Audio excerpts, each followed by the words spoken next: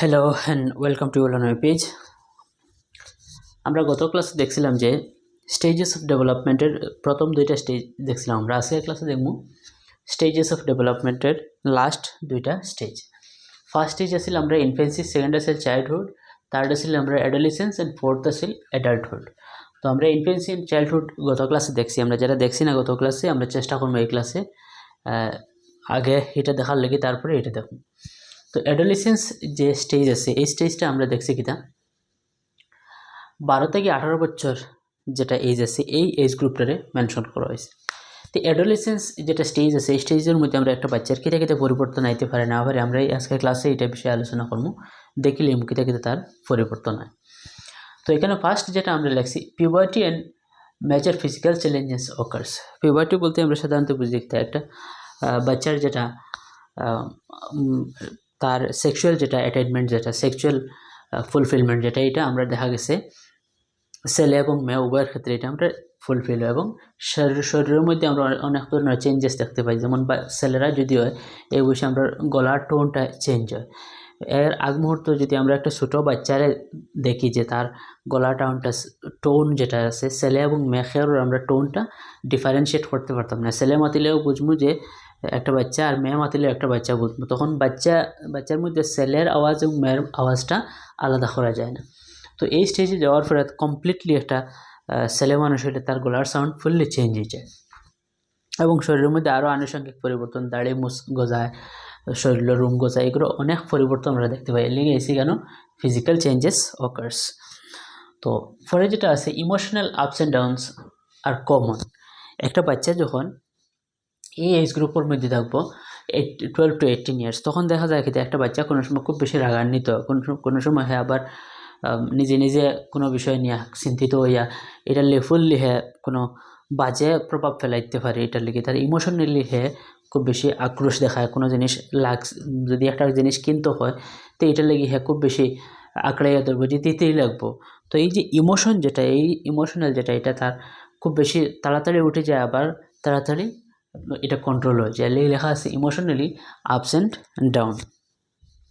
Next যেটা আছে আমরা এখানের মধ্যে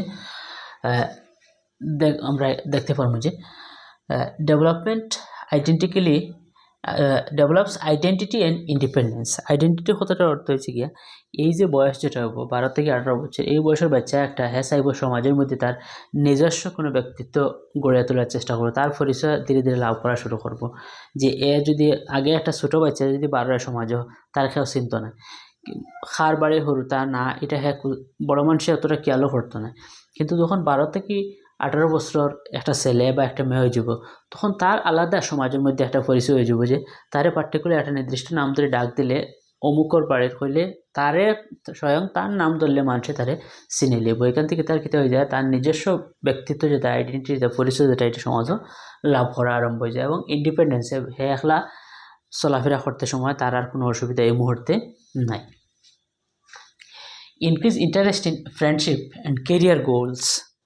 এই বয়সও 12 থেকে 18 বছর বয়সে একটা বাচ্চা তার বন্ধু বান্ধব বাড়াইতে তার লাগে তার এই মুহূর্তে তার আকর্ষণ জাগে।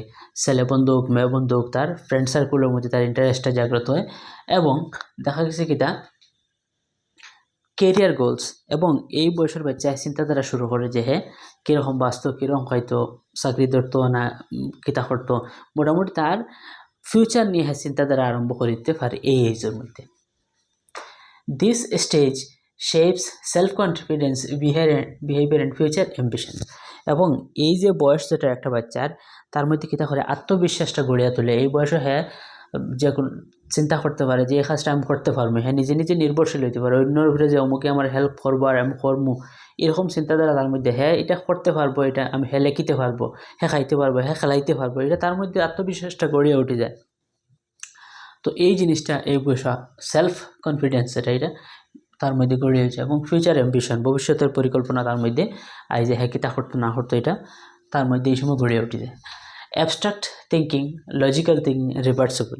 এবং এই বয়সের একটা বাচ্চা কিতা করতে পারে, যখন এই যে বাচ্চা যেটা 12 থেকে 18 বছর রইল, তখন হ্যাঁ কোনো জিনিসের হ্যাঁ খুব দৃঢ়ভাবে চিন্তা করতে পারে, ভালো সুস্থ মন মানসিকতা নিয়ে চিন্তা করতে পারে, এবং চিন্তাটা এমনভাবে করতে পারে যে আগে একটু আমরা পাইছিলাম যে ইমোশনালি যে জিনিসটা লই লইত ইমোশনাল ডেভেলপমেন্টটা তার মধ্যে একটু এই সময় বেশি কাজ করে, কোনো সময় কম করে, কিন্তু এর মধ্যেও দেখা গেছে হ্যাঁ এমনভাবে চিন্তা করতে পারে, সাপোজ কোনো জিনিস করতো নি করলে এটা খারাপ হইব না ভালো হইব, এই লজিক্যালি এই চিন্তাটা করতে পারে অ্যাবস্ট্রাক্ট ওয়েতে। এবং রিভার্সিবল থিঙ্কিং মতলব সাপোজ আমরা যদি একটা ছোটো বাচ্চা একটা কাপ ভাঙ্গিলে, ইনফেন্সি স্টেজে যে বাচ্চা আসলে, এই বাচ্চাটা যে একটা কাপ ভাঙ্গিলে হ্যাঁ এখান চিন্তা করতে পারতো না যে কাপটা আবার ঘুরিয়ে জোড়া লাগানি যাইব।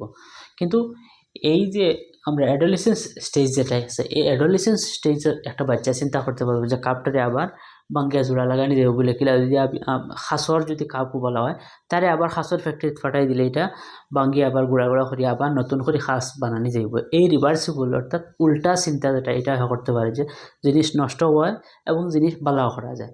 সাপোজ যদি আমি আর একটা উদাহরণ দিই, একটা ইনফেন্সি স্টেজের বাচ্চা যদি হয়, তো খাফড় যেটা আমরা রোদে শুকানি দিই, এই ইনফেন্সি স্টেজের বাচ্চা এটা চিন্তা করতে পারতো না যে কাপড় শুকাইতে হইলে রোদে দেওয়া লাগবো। বাট এটা লগে হ্যাঁ ব্যাকএন্ডে চিন্তা করতে পারতো না যে সেবার মধ্যেও যে কাপড় শুকায়, এই জিনিসটা চিন্তা করতে পারতো না।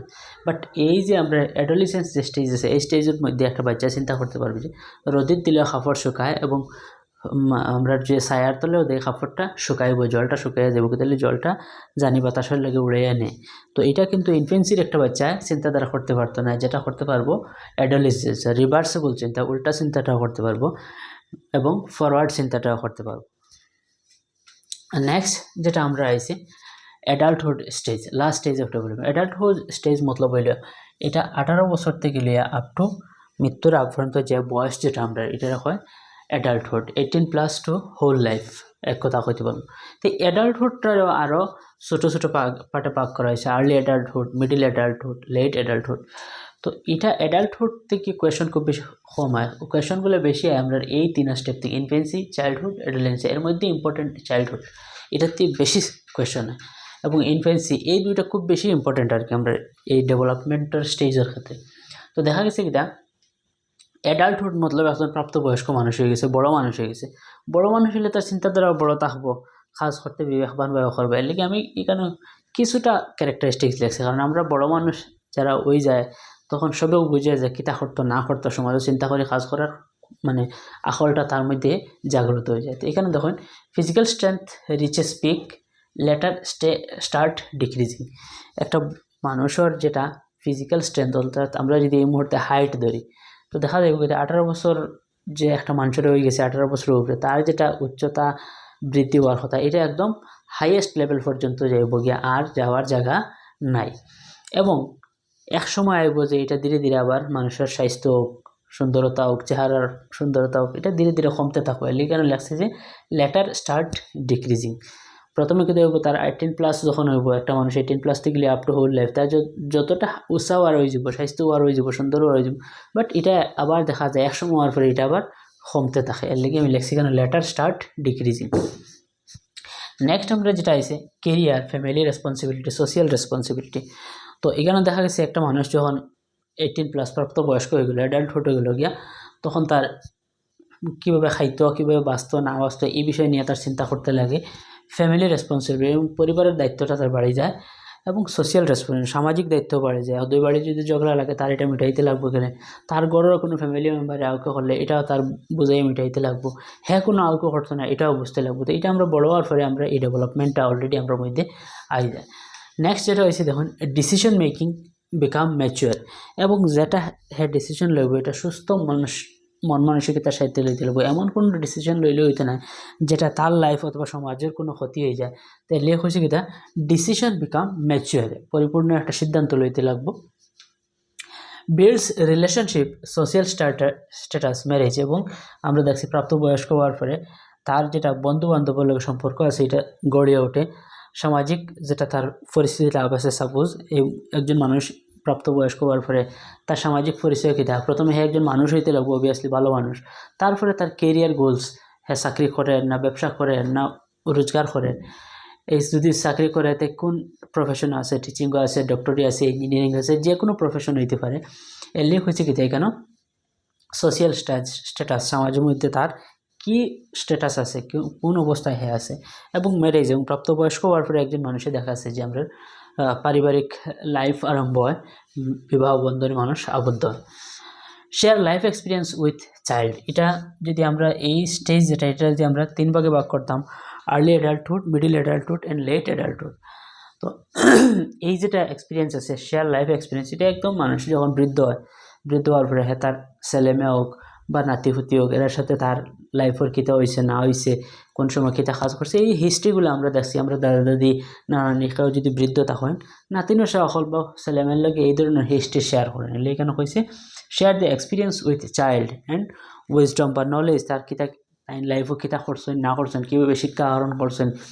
তো এরকম বিভিন্ন হিস্ট্রিক্যাল জিনিসগুলো আমরা বাচ্চারা লগে তারা শেয়ার করেন। ফেস হেলথ চ্যালেঞ্জেস, এবং মানুষ বুড়া যদি হয়, বৃদ্ধ হয়, আমরা দেখছি কিনা শারীরিক যেটা স্বাস্থ্য আছে এটা ধীরে ধীরে কমতে থাকে এবং বিভিন্ন রোগ ব্যাধি আমরা দেখা দেয়। তো অ্যাডাল্টহুডে যাওয়ার পরে দেখা গেছে হোল লাইফ, আর একটা হোল লাইফও অনেক ধরনের হিস্ট্রি আছে। তো এগুলো আমরা সবাই আশা জানি, আর তবুও আমি একবার রিভিশনের লাগে জাস্ট কইলাম। তো আমরা এই যে 4টা স্টেজ পাইছিলাম ডেভেলপমেন্টের মধ্যে, ইনফেন্সি, চাইল্ডহুড, অ্যাডাল্টহুড, অ্যাডোলেসেন্স, এই 3টা স্টেজ আপনারা খুব ভালো ঠিকসে দেখবা। কোয়েশ্চন বিশেষ করে এই 3টা স্টেজ থেকে, আর এই 3টার মধ্যে আবার চাইল্ডহুড যেটা আমি কমু এটার থেকে বেশি কোয়েশ্চন হয়। তো আশা করি ভিডিওটা আপনারা ভালো লাগছে। যদি ভিডিওটা ভালো লাগে দেখা তবে লাইক, শেয়ার অ্যান্ড সাবস্ক্রাইব করে পাশে থাকবো। ধন্যবাদ।